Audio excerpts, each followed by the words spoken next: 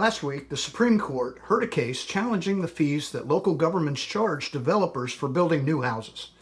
Now, these fees are supposed to pay for the impacts caused by the new developments, such as traffic congestion, environmental damage, or public services. And the court case was brought by a developer named Sheetz, who applied for a permit to build a manufactured house on his land in El Dorado County, California. He claims the county's $23,420 traffic mitigation fee is too high, unconstitutional, and violates his property rights. He also argues that the fees are not related to the actual impacts of his project, and that they're used to fund general improvements that benefit the entire county, not just his development. But the court's decision could set a new standard for how local governments can charge fees for new development and what evidence they need to justify them. However, if the court rules in favor of El Dorado County, it could uphold the authority of local governments to regulate and manage new development and protect the quality of life and the environment of their communities. From what I can find, the first jurisdiction to impose an impact fee was Hinsdale, Illinois in 1947. And the $50 charge was used for residential sewer lines, which the Illinois Home Builders Association challenged. However, the state Supreme Court ruled that impact fees are legal for capital expenditures, but not for operating expenses. Since then, it appears that 35 of the 50 states have passed legislation which allows for local impact fees.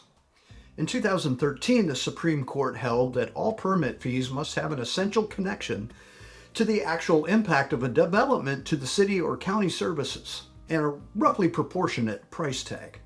Now, Florida takes it a little bit further and requires that the fees fund only infrastructure that serves the specific developments that they were levied on.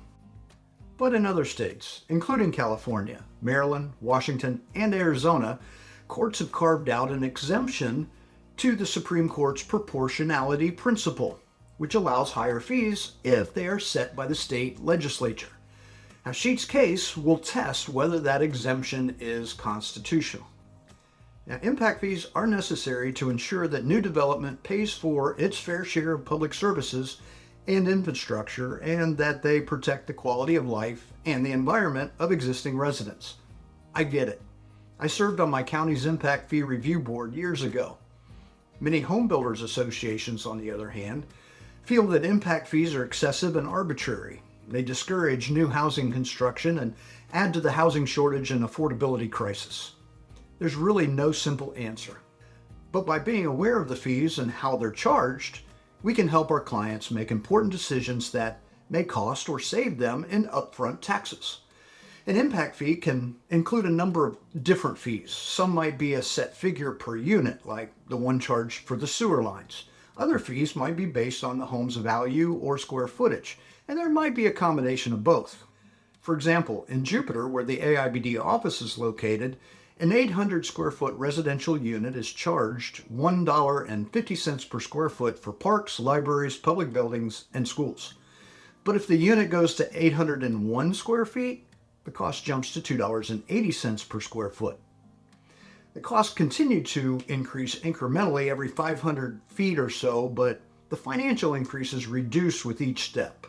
Unless you volunteer and get appointed to your local impact fee board, like I chose to, there's little we can do about it. But be aware and maybe help consult our clients. And if you haven't already, please inquire with your jurisdictions that you work in.